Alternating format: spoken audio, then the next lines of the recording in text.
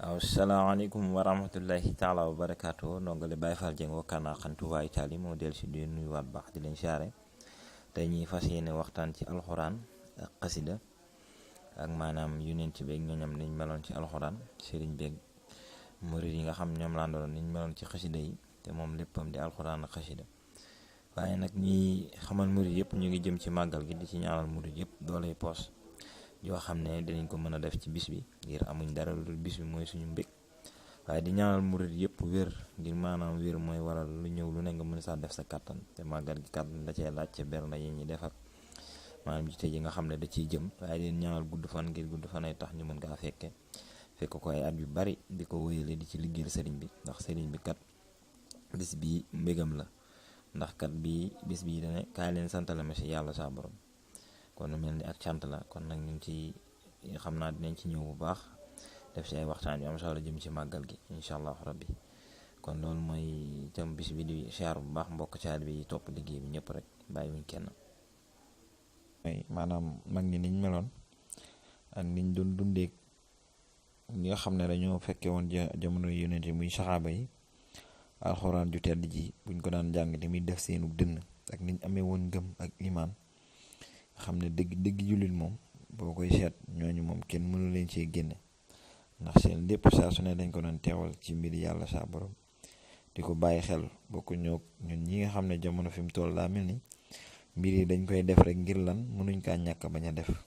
waye deug téwlu nga ci am ba waral nga koy jariñu manam deug téwlu gogu jamono ji bëreetut ñukoy def bëreetuñu wala buñ leen bëri buñ amé bok xamé tuñ leen sax ñun ba leen di téwlu wala bay jéema top seen bir ci lañuy digal ak lañuy téré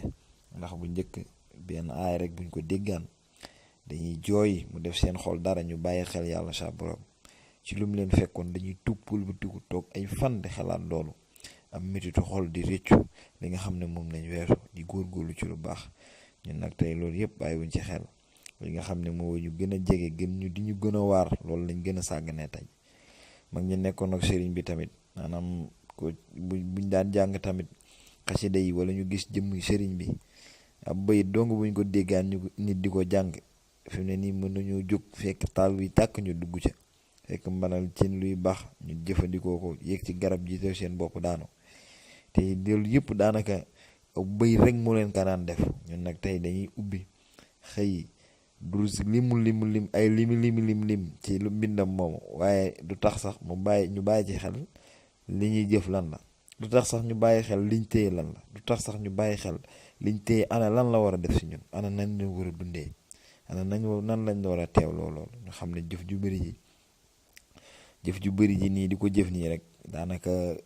amna solo ngir manam temps bi ngi ci def sa borom mën nay def mu doon xéewal mën nay def mu doon tawfeex di ci dajeek sa njégal di la njégal waaye li ci ëpp solo mooy nga fex ba boo koy def nga koy teewlu loolu tamit am na ci solo teewlu ko ngir yàlla sa borom